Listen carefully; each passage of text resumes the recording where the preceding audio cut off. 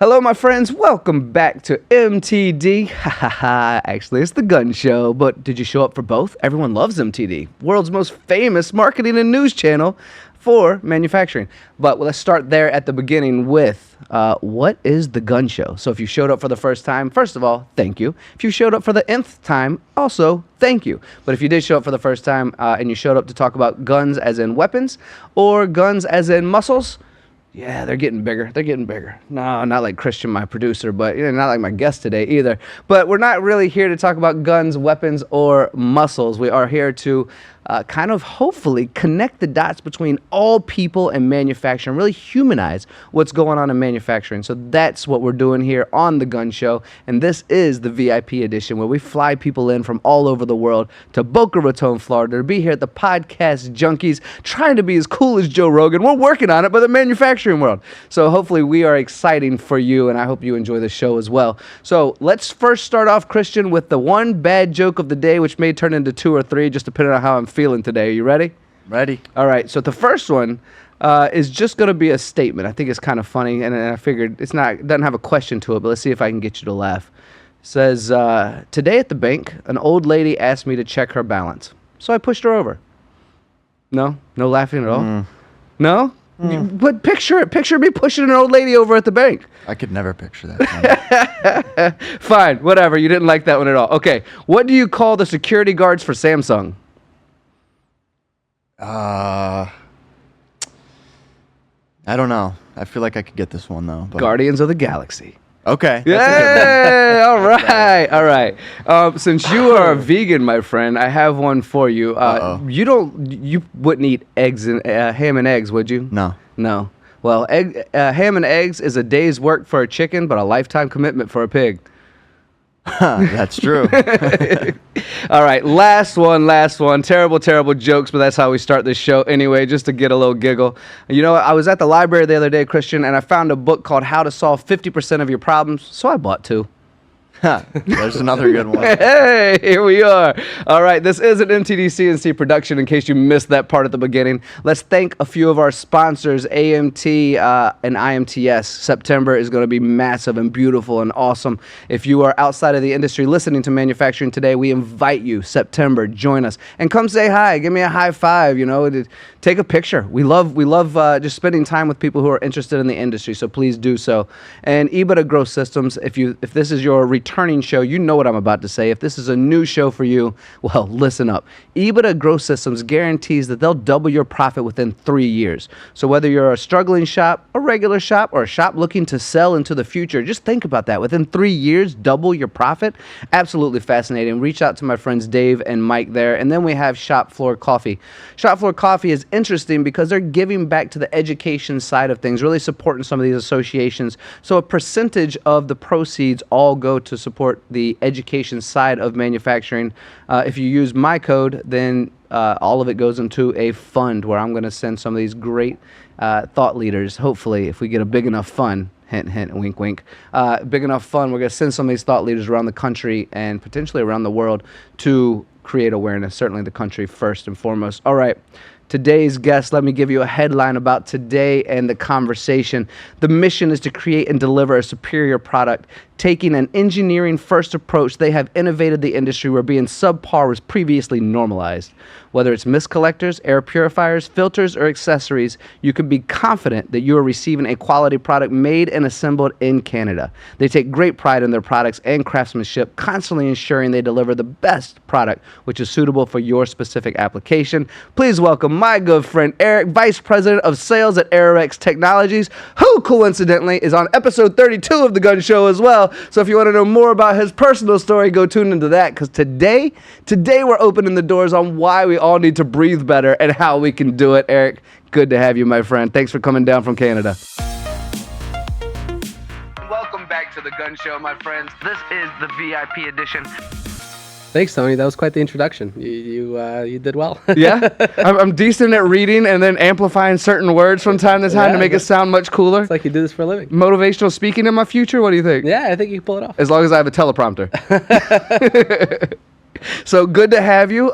It's a little warm here in South Florida, isn't it? It is a little bit, yeah. I'm going to be breaking a sweat throughout this show, but it's all right. I'm enjoying it. I left Canada about 40 degrees and rain, so this is nice. It's a nice change of pace. And because you're doing metric system in Canada, not 40 degrees Fahrenheit or 40 degrees Celsius or what? Fahrenheit. I converted for you. Is it really that chilly? Yeah, it's good. Still. Yeah. Goodness gracious. Well, it did feel that way when I was in Vancouver not too long ago. Yeah. Well, my friend, I would like to start this off just a brief introduction of who you are and kind of how you got here. I mean, again, go to episode 32. We can do that. That's where we really spent a lot of time on Erik's journey and story because it is fascinating. He has a long legacy of courage and bravery and hopping around and learning about the industry. And you've recently made some moves within Aeroex as well, which congratulations, kudos, well deserved, and such an amazing team there. You've gifted me the opportunity to speak with some of your clients in Canada, some of your clients here in the US, and spent time with you at meals up in Toronto area as well, so thank you for that. Gifted the opportunity. I like that. That's more of that verbal cuddling, I guess. Okay, so verbal cuddling was something we accidentally did before we hit record, and there's like, wait a second, verbal cuddling? That's kind of a cool little saying right there. So yes, verbal cuddling. I like it. Making sure you're taken care of. So tell us a little bit about yourself, and also let's dive right into the Aeroex as well. Yeah, absolutely. So Erik Goglidze, I'm the VP of Sales at Aeroex. I've been with the team at Aeroex for about 4.5 years now, and it was quite a journey. 4.5 years ago when I joined the team, we were about 10 people total, one facility, 7,000 square feet. We manufacture our own product, and we saw a gap in the industry that we pursued to close. Fast forward to today, we're now in 3 facilities, about 30,000 square feet. There's over 30 employees, and we continue to grow. So it's been quite a journey, and I'm excited for what the future has to hold. Yeah, I want to talk about some of that stuff that I've learned thanks to you and thanks to your team and being there firsthand, seeing how it all works. Firstly, the importance of air filtration.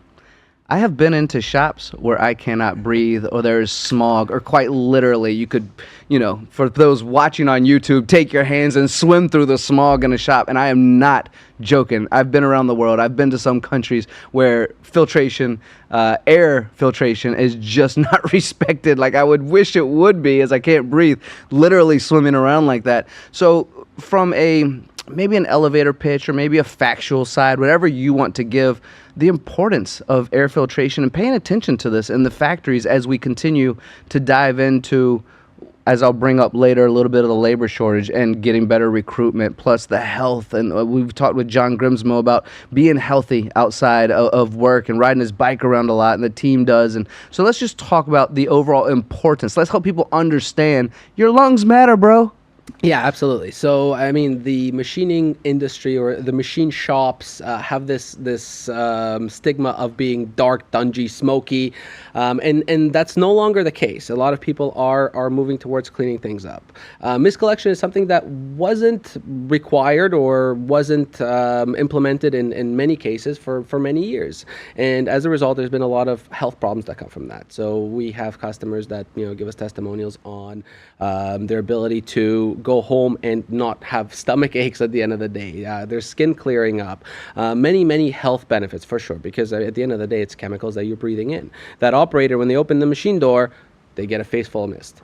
And it's not good for you, for the people that don't know. It's definitely not good for you.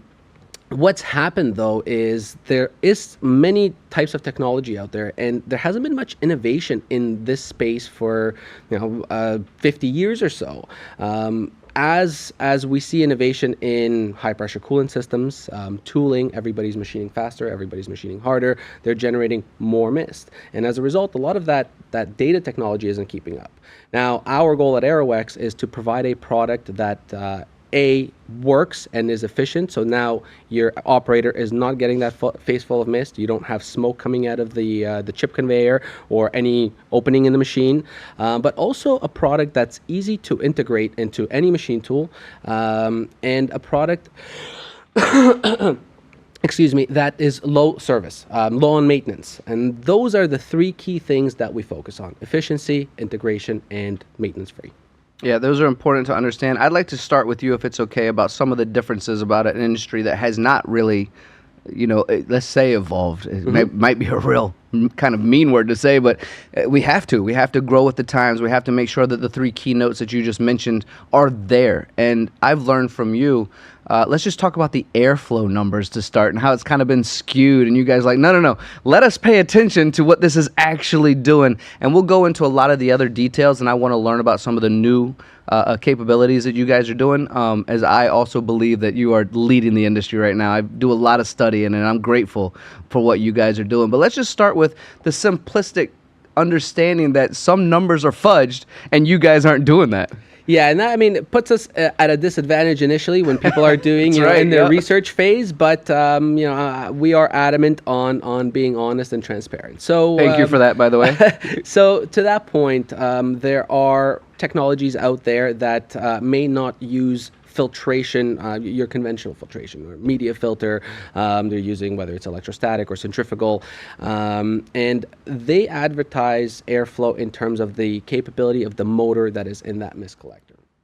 Now, what happens is a lot of the time when that technology cannot keep up with the high pressure coolant system, a filter is added on top.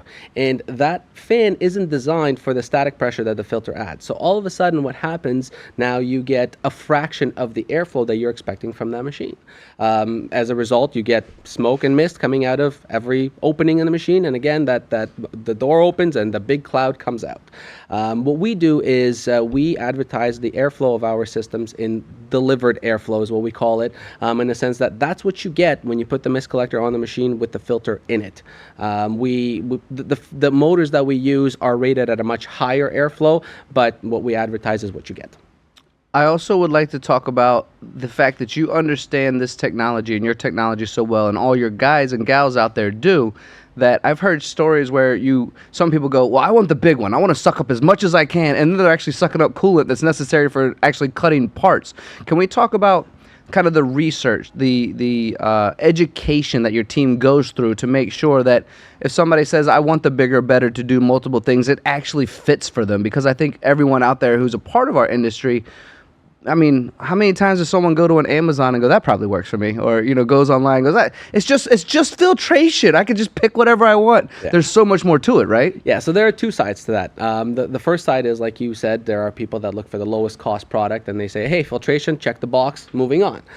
The other side is the people that want everything oversized. Turn it up to 11.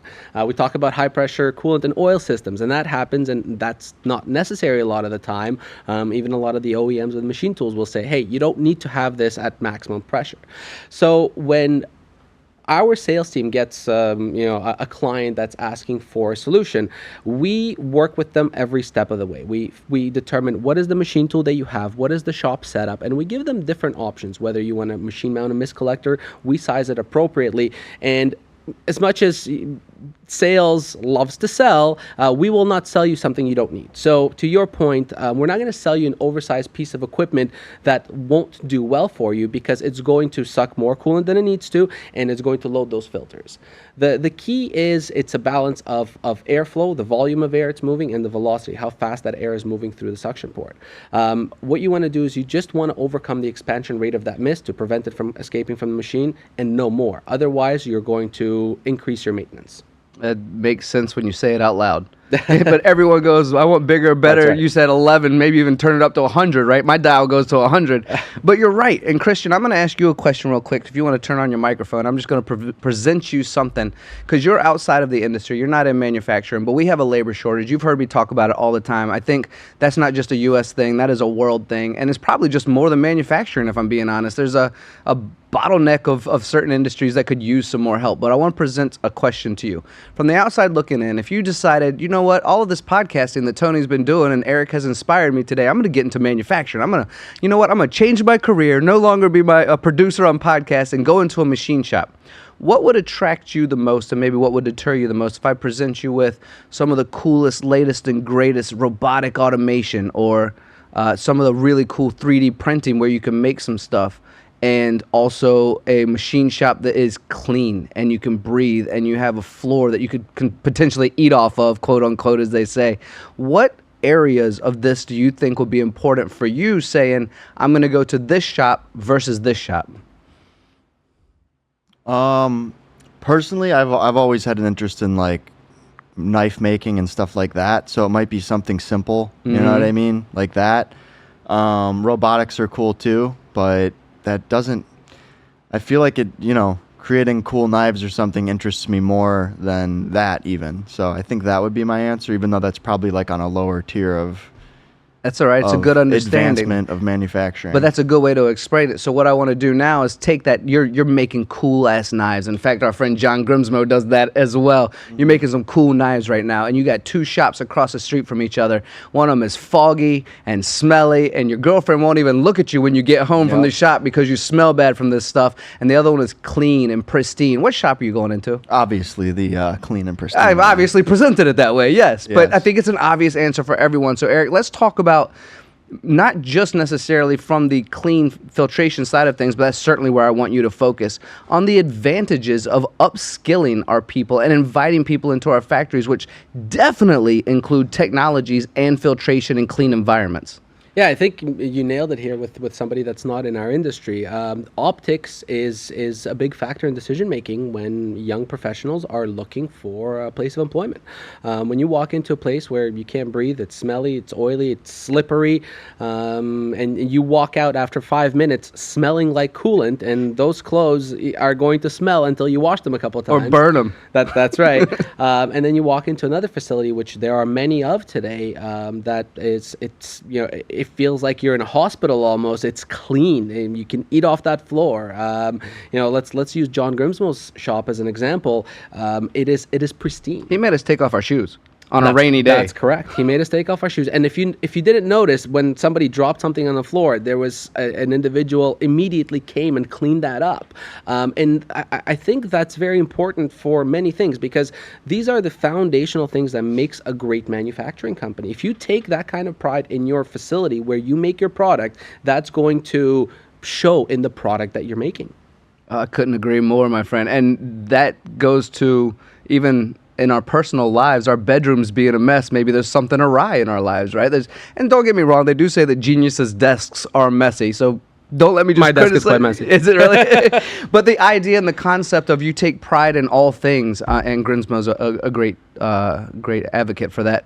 I want to slide into, and I want to get into some of your newer, exciting technologies, because this is going to be new for me as well, and I'll probably have an hour and a half of questions to ask you about the new stuff. But I want to segue from that, from a previous conversation we've had. We were up in Canada, and you took me into a shop. Was it KPT? Is that the name? Yeah. You took me into a shop, and they had this big, bulky, sexy, old filtration system that has been there for a long time. And I bring that up. 17 years, Chris said. 17 years. And I bring that up because you guys have gotten extremely popular over, say, the last 2 to 3 years. And some people think you've only existed for the last 2 to 3 years. And I want them to understand, no. There's far more research, R&D that has gone into the growth over the last 20 years? 25. So we were established back in 1998. So 25 years. It's not just an overnight success that people are now seeing everywhere as you've done a really great job, might I add, but as your partnerships grow, as we see you everywhere, even people private labeling your product because it's so good and you'd never know it's yours,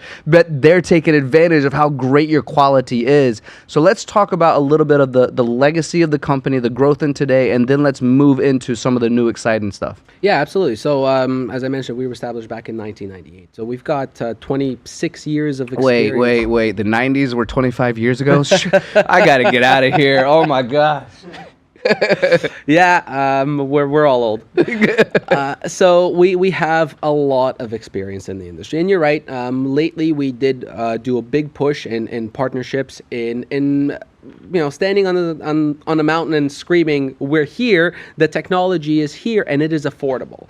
And that was really our goal: is to bring superior depth loading fiber bed filtration technology that is widely used in Europe at an affordable price. That was the gap, and we were able to close that gap. So now our customers can enjoy technology that is maintenance-free, technology that gives you clean air, actually, at a cost-effective price point. So for a very long time, we were really in our Canadian market.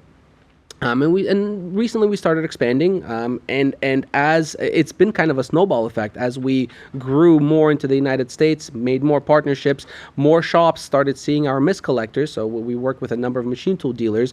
When a client purchases a new machine tool, they get our mist collector with it, and all of a sudden they're saying, "Hey, how come this machine doesn't have smoke coming out of it, and that one does?" And there's one common denominator: it's the mist collector, right? So then it's like I said, it's a snowball effect. And now our goal is, as you mentioned earlier, automation, right? Automation is huge. Robotics are huge. One factor, one benefit of mist collectors that many people don't know about is that it protects your equipment. So when you walk into a shop that's full of mist, that's full of smoke, guess what? All the cooling fans in your machines are sucking that right into the electronics of your machine. And we've had customers that reach out because they have to repair their machines as a result. So now people invest more into equipment with automation and robotics. There's significant investments that go into that, and they want to protect their investments. So we're seeing growth there, and we are also working with new product development to complement some of these automation cells in many different ways, from mist collection to parts blow-off stations and others. You know, I listened to you speak about this topic, and in my brain, I'm going, the machines are sucking it in, and so are the humans, and we're concerned about the machines. Well, we're machines kind of too. Maybe we should, going back to that other point, we're all breathing it in, and at the end of the day, it's wonderful to have the right partner that takes technology from other places in the world, makes it affordable and convenient. I want to circle back toward the beginning of this conversation when you mentioned kind of your three pieces that were important, right? One of the pieces that stand out to me that I noticed, and I was grateful that you showcased this to me when I was at your facility getting a tour there, the time it takes to change out a filtration system when necessary, which is typically a lot longer than anything else that's out there. So the ease of use, the understanding, can we kind of open up the doors to that part of the conversation as well, where we talk about, look, do you want to spend 1 hour, 5 hours, 3 hours, once a month, once every 3 months, 6 months changing out filtration, or do you want something that lasts, and when it's done, take 5 minutes, knock it out, and move on about your life and get back to the things that are profiting you money? Or profiting you money. Does that even make sense? Profiting your company. I get that. So absolutely. And every product that we design and make, we do it with the user in mind. Because we are very hands-on. We're a very hands-on team. So myself, I've been through numerous installations. Our entire sales team, the training process is to go through installations and install these mist collectors. So if a sales professional can do it, anybody can do it, right? That's what we say, isn't it? That's right. I mean, it tells us something about ourselves, but it also tells other people. That's right. But it's also important to make it easy.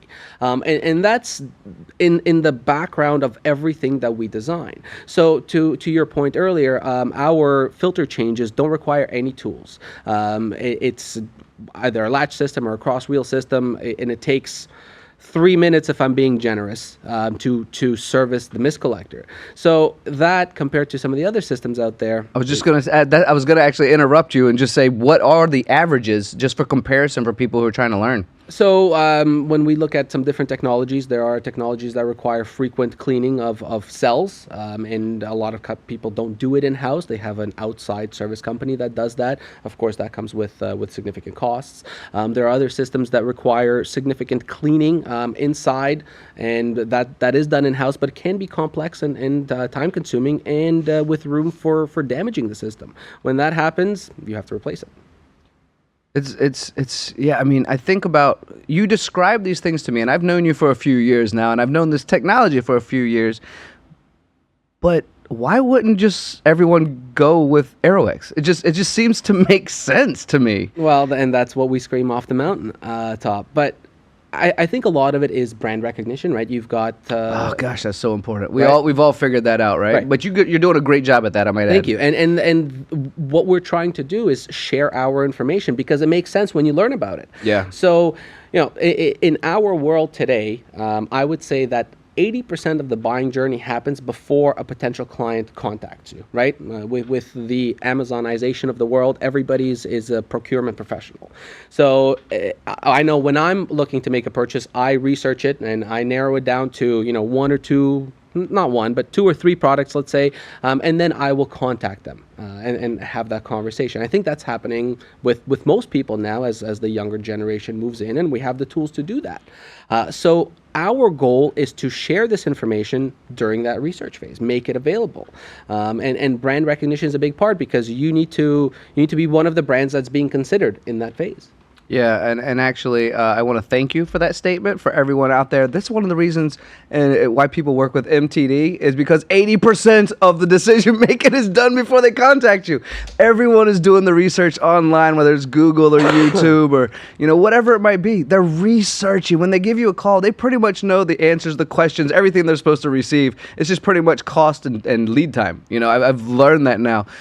Thank you for your friendship also, and thank you for saying that and doing my job for me so I don't have to. At EBITDA Growth Systems, we guarantee to double your value in 3 years. Well, instead of telling you about a guarantee, how about if I tell you a story? We had a shop owner come to us at an event saying, I'm not sure if you can help us. He said, we have our credit lines maxed out in our business. I have a second mortgage on my home, it's maxed out. I'm not sure what to do. I have a payroll coming up next week and I don't know if I'm gonna make it. Can you help us? We said we weren't sure, so we came in and we came alongside of him. In 18 months, he went from not having any money to having over $800,000 in the bank and having a 6 times exit what his value was at that day. And now he's living a life that he always dreamed of with his family. And it's fantastic, and that's what's really rewarding for us, and that's what EBITDA Growth Systems is all about. If you want to know more about EBITDA Growth Systems, go to www.ebitagrowthsystems.com, EBITDA growthsystems.com, and go to our contact page where I will reach out to you personally. All right, I want to talk now about, and you've touched on it a little bit, but I know you wanted to highlight some of the new things that are going on, right? And is there any, as we're on the top of the mountain shouting, let me just offer you this bullhorn, right? And shout a little louder. What's new? What's the latest and greatest? I know you'll be at IMTS, right? That's right. What can people look forward to? What are you working on? Anything that's current that people can get into that's exciting? And then potentially what you can or cannot let people know about for the future. That's right. So I don't want to give it away yet because it is quite exciting. So we're working on, as I mentioned, automation, systems that complement automation cells. There's a lot of research and development that's going into that right now. We're working with some of our great partners that are end users of the product. And really what we do is we ask, hey, what do you wish you had in this automation cell as it relates to coolant management? And when I say coolant management, coolant that escapes from your machine. Mm-hmm. And you take that feedback and we work together with our customers to give them what they need. So we will be unveiling some new products at IMTS, and we're also working on innovating or improving our existing product lines always through feedback from our customers. So there's going to be a lot of really cool things coming out Q4 this year. Stay tuned, and please, IMTS, if you're not going to be there, everybody who's anybody in our industry is going to be there. Come by our booth. It's going to be very exciting. And if you can't go by the booth, but we also invite you, just like Erik just said, we'll make some videos for you, I promise. Let's stick on the term and the keys and the notes of automation. And I'm going to ask a question that I don't know the answer to, but I'm very curious about. And I don't even know if the audience is interested as well. But we have some friends in the industry, a friend of ours, Shannon, who works for Firetrace. Mm-hmm. When I see certain materials being cut, I know there's a high possibility that we can start a fire. We know that when we're doing automation, oftentimes we're trying to do automation with nobody in the shop. And if it's not nobody, it's a skeleton crew.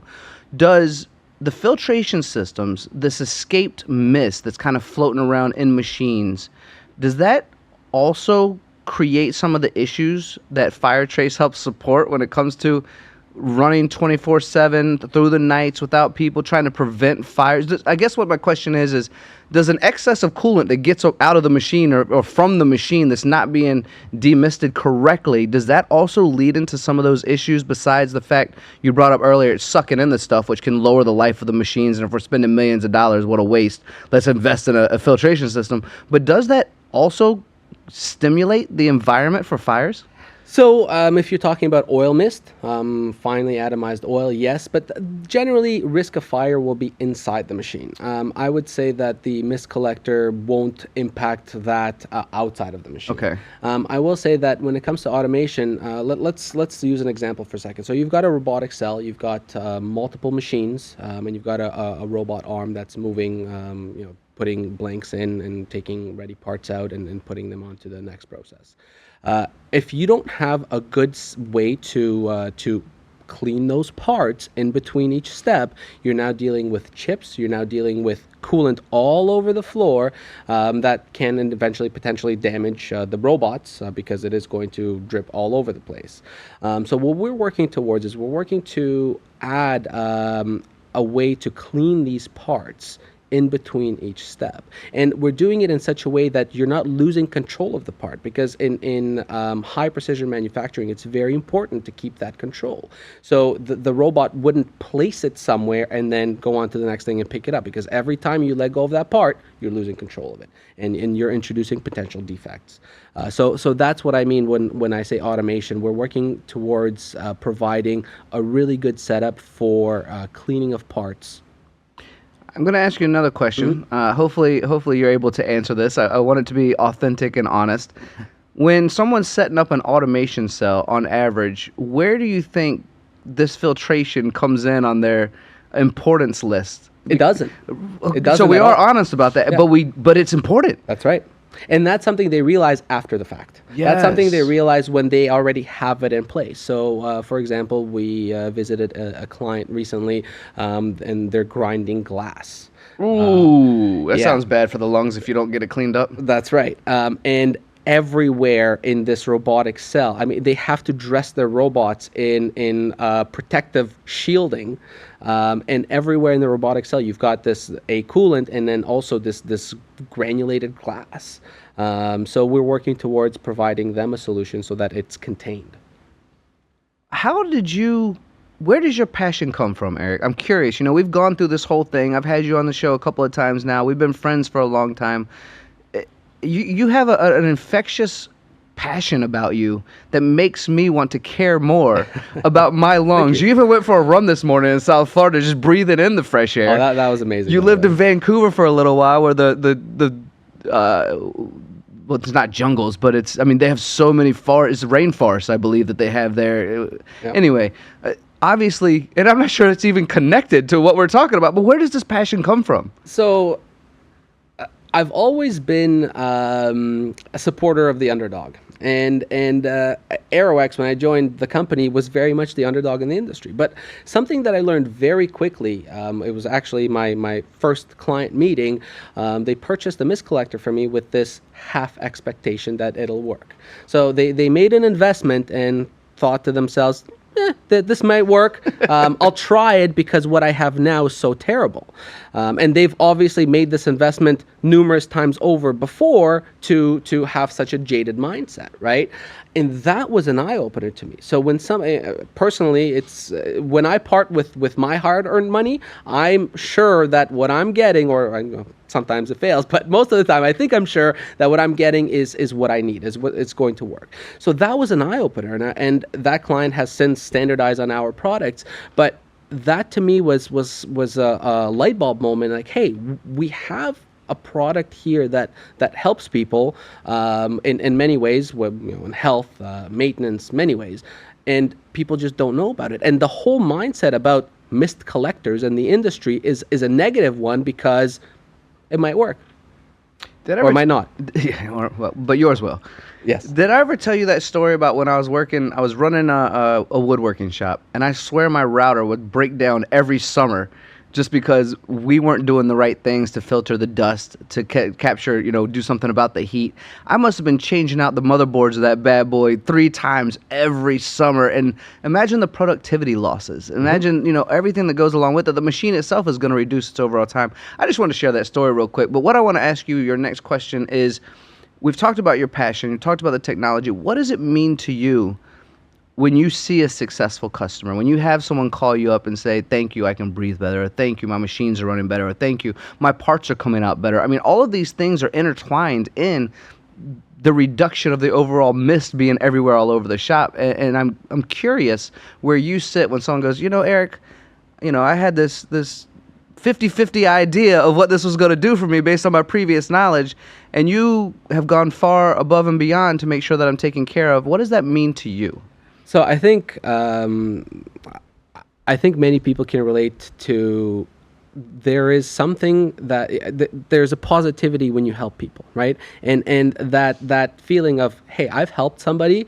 That's what it is I've given somebody a better way to do something. I've given somebody a better way to run their shop. I've given somebody a way to clean up their facility and allow them to attract new talent, allow them to reduce the maintenance on their machines, allow them to not go home at the end of the day and have a stomach ache, for example. So all these things, it's a very nice, I can't describe it. Words are hard sometimes, but you've helped somebody. Just like when somebody calls you and says, hey, Tony, thank you for bringing my company out there and putting all these eyes on it. It's you've helped somebody, right? Being honest, if that didn't happen, I don't know if I could continue. It's exhausting, but knowing that we're helping people, yes, and being a part of that journey with them, I love the feedback. So if anyone's out there and I'm doing a good job, please let me know and give Erik a call as well. If he's helped you out, we leave it in the comments. We love hearing positive feedback. I think many of us operate under the presumption that no news is good news, right? And that's what we're used to. But that positive feedback goes a long way, for sure. No news to me is like, what did I do wrong? Well, in really manufacturing know, yeah, or sales for the most part, right? You are correct, but my personality is, oh no. What have I done? I'm with you. And, it's really interesting how in the last 4 years even things have evolved, right? And we talk about the labor shortage, for example. There are large companies that are continuing to expand because there's demand for their product, but they're not able to attract talent, for example, maintenance. So we look at solving those problems, and that's where also that feeling of gratitude comes from, is when you're able to help somebody and you're able to help solve their problem. So I'll use an example. We have a client that's running 120 machines, but their service team is quite small, or their maintenance team is quite small. And they're obviously focused on keeping those machines running because that's what's making you money at the end of the day. Collaborating with that client, we're now developing a system for our mist collectors, a way to communicate. We haven't decided if they're going to go with a central control yet, or we're going to make a visual management tool specifically for them to tell the maintenance team something is wrong and prevent them from, during their weekly walkthrough, check the gauge on every mist collector, for example. Some mist collectors out there don't even have a gauge, so you can't do that. But, that's what keeps us going, is the fact that it's always changing. There's always new problems to solve. It's quite fascinating. Look, right now, kids are looking at what they're going to be doing in the future, and some of them don't even know what a career in manufacturing could look like. So what we're trying to do is support organizations and initiatives that are telling kids what a career in manufacturing is. So help us give back by purchasing Shop Floor Coffee. You can find us at shopfloorcoffee.com. We're on LinkedIn. Contact us. Let us know how we can support you and your organization. It is indeed. And I want to slide into a little bit as we're, giving kudos to situations and people and how we feel when people respond back. The importance of partnerships. As you've continued to go throughout the U.S., I know that you and I have spoken to people, and partnerships are of the utmost importance. We got to make sure that people understand. We got to make sure that a lot of these partnerships, filtration isn't the, let's say, the big money maker or the big focus, but is so necessary in shops that we need to make it easy for them to integrate as well. We've heard this firsthand from some of our friends in Michigan, right? So let's talk about the importance of partnerships. You're welcome to give some shameless name drops if you want. Totally up to you, but the importance of partnerships as you guys continue to grow at a unprecedented rate, thanks to you and your stable team. Shout out to Sean and Marcus as well, by the way, while we're at it. Thank you. So obviously we wouldn't be able to do this without our partners. And What we do with these partnerships is, again, we learn about what's important for you as an organization, whether you are a industrial air purification company that does everything air purification, whether you are a machine tool dealer or an OEM. We learn what's important to you from your perspective to give your clients what they need. And integration is a very, very big topic because many products out there just give you their product and say, Good there you luck. go, figure it out. Yeah. We don't do that. A good example is we have over 100 different machine-specific mounting accessories at this point that we collaborate with our partners to design, and then we catalog and stock. We'll talk about the delivery times a little bit later, but that has been a big part of our success, just making it easy for our partners to give their customers a good product. So let's go right into delivery times, as you said. We'll talk about it a little bit later and make sure that we cover that topic because, again, going back to the last few years, I'd make the discussion that customer service in a lot of areas has dropped. A lot of the hotels I check into, sorry guys, it's true, sorry. And delivery has been a struggle, certainly from things that have come from other places of the world, which is why reshoring and nearshoring with Mexico and Canada, where you are, has been a big part of U.S. manufacturing as a whole. So let's talk about lead time and that importance.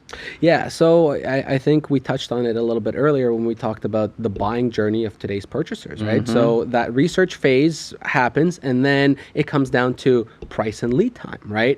And a lot of the time, one overshadows the other because you need a solution right now. So what we've done at a time where you get less for more, and whether it's customer service, I think everywhere we're experiencing the squeeze, let's call it. You pay more, but you get less because everybody's looking for more profits. Where's the juice? We're squeezing it. Where's the juice? That's right.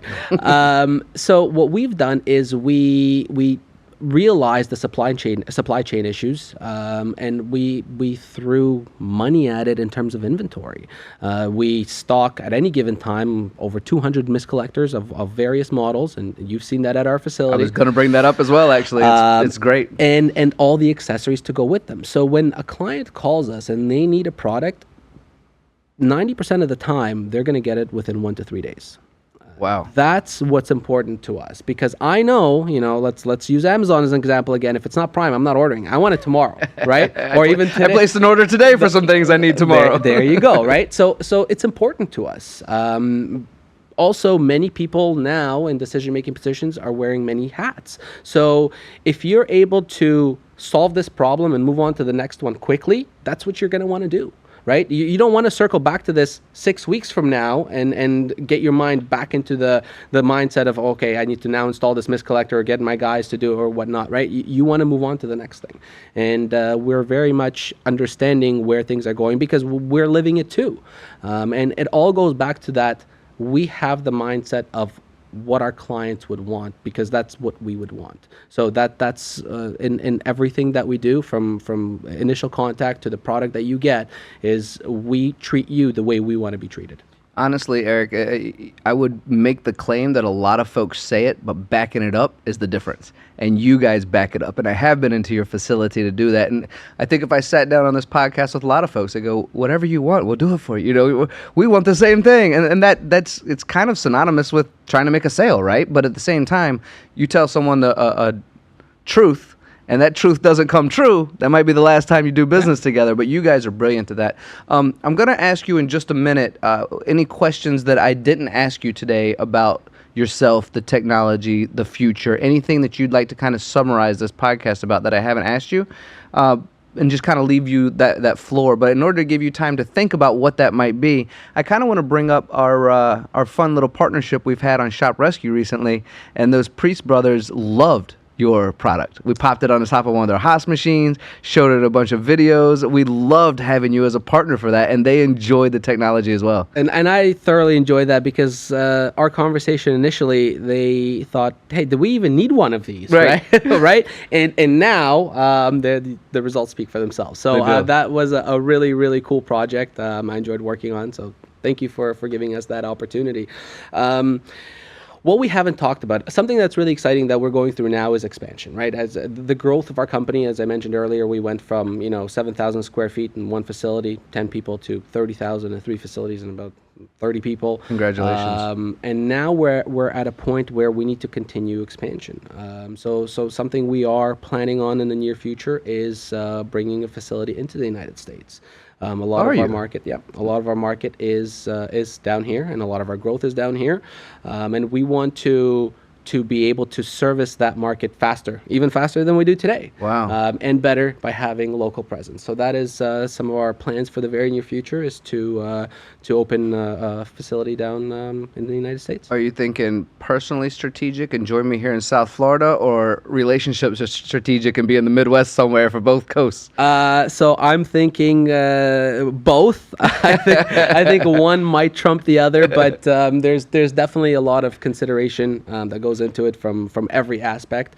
To us, quality of life of the people that work with us is important, and that certainly goes into the consideration.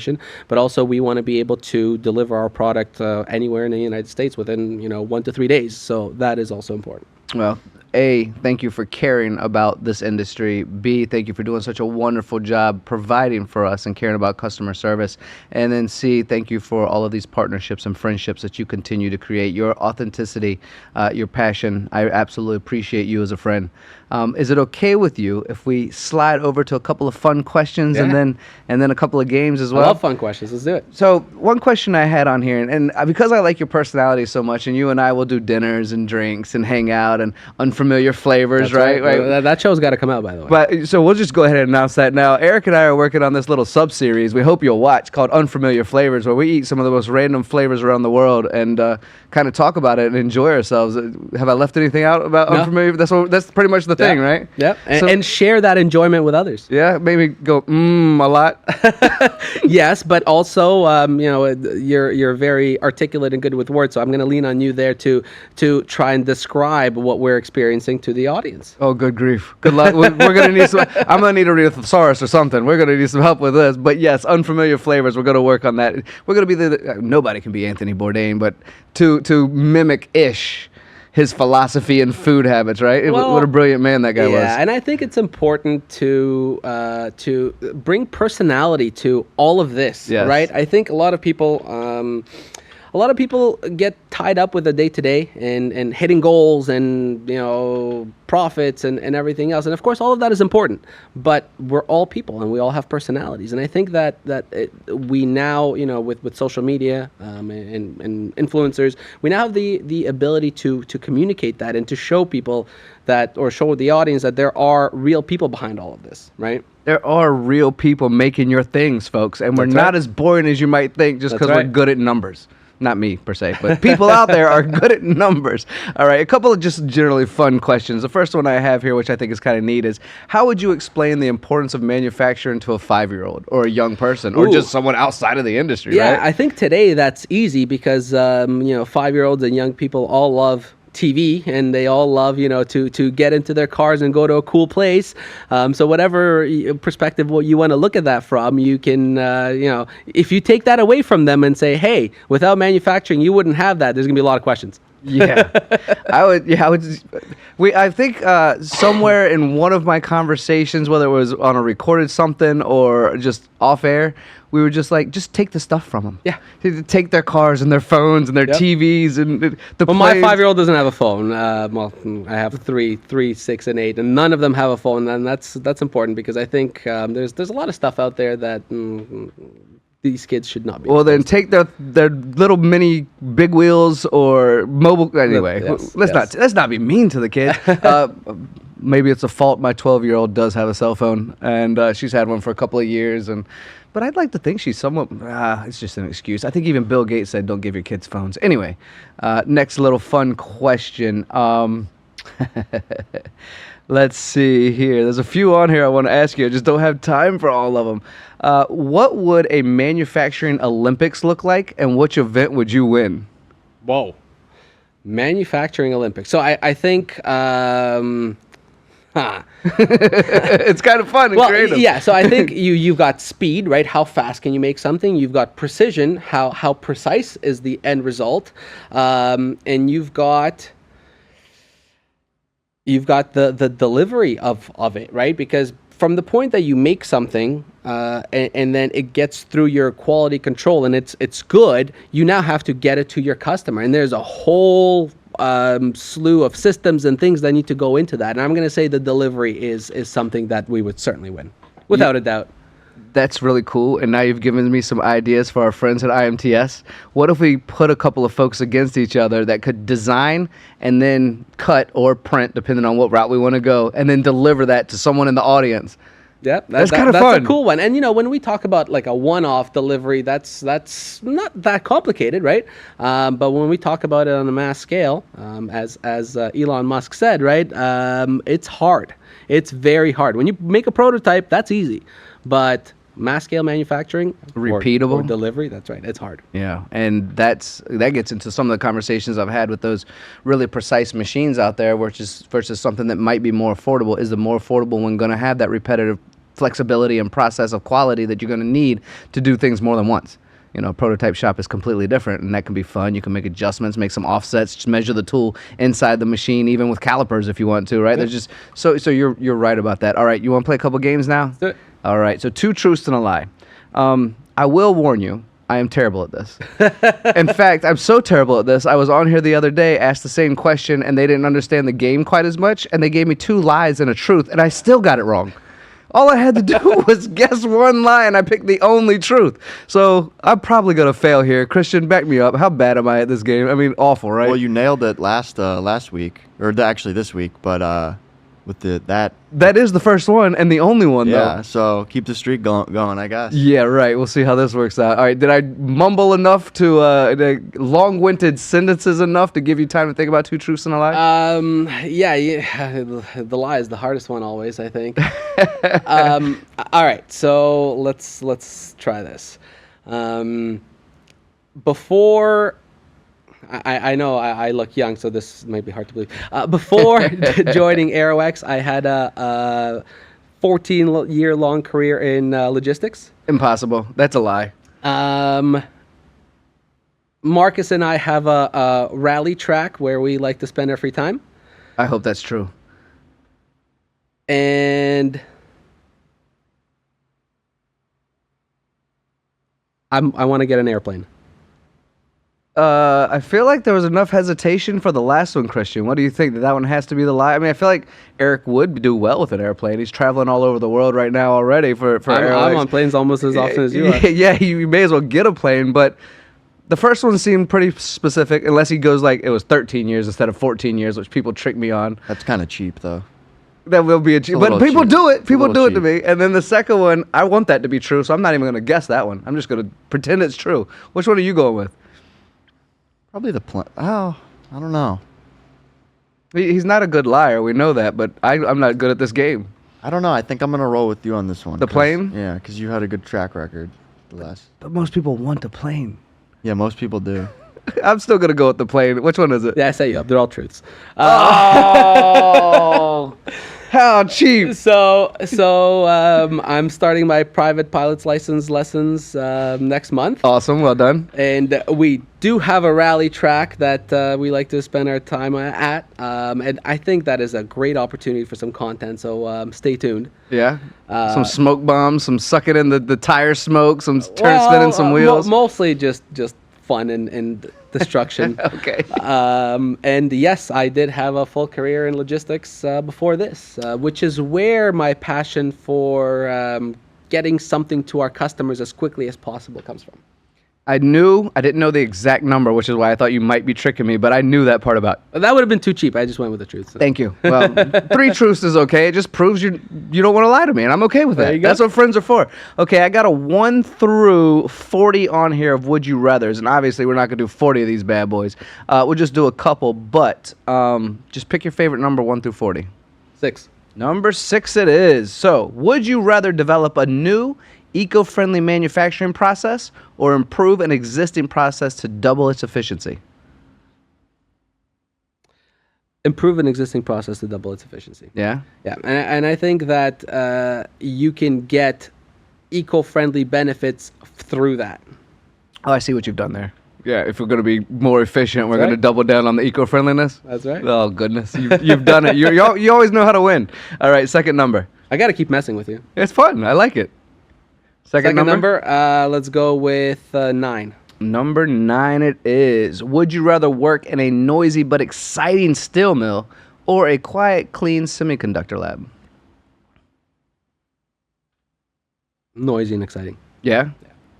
I think the quiet would just it would just get boring. I need the action. Yeah. That's what keeps me going. And going back to, I'll tie this back into Aeroex. Quite often, I leave my quiet office and go to the back and talk about whatever projects we're working on. Go to our manufacturing facilities, which is noisy because we have a turret and a couple of press brakes. I need that action to switch things up. Is that why you have all the kids around similar age as well? So just a little bit of chaos at 3 home? kids and 2 dogs. I don't like free time or quiet time. There's no inner peace for you. No. Well, that concludes the podcast itself. It concludes the games. I absolutely appreciate you. Today we have a really delicious scotch.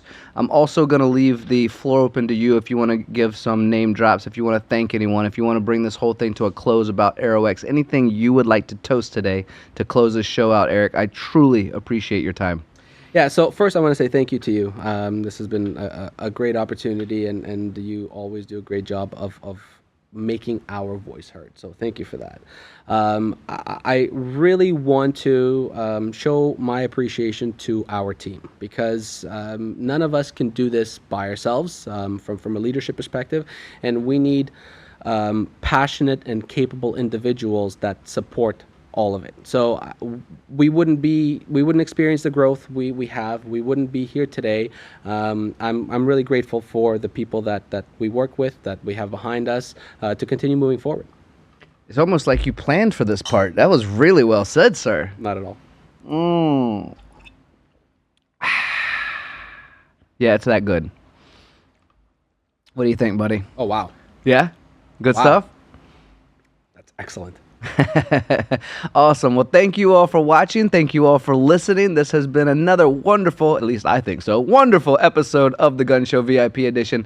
Please put your hands together for my buddy Erik. I almost called Aero. Erico. I was combining It's the close. two Yeah, words. yeah, I can see But that. yeah, please put It's your a hands Scotch. together for already just one sip. Goodness gracious, what a little weak sauce I am if I'm already jumbling my words from one tiny sip. Anyway, let's put our hands together for Erik. Erik, you've done a wonderful job. We appreciate your time. For everyone watching, we know how valuable time is. It's one thing we cannot manufacture or get more of. So if you've shared a small piece of it with us today, we truly appreciate you. Thank you all, and we will see you again next time.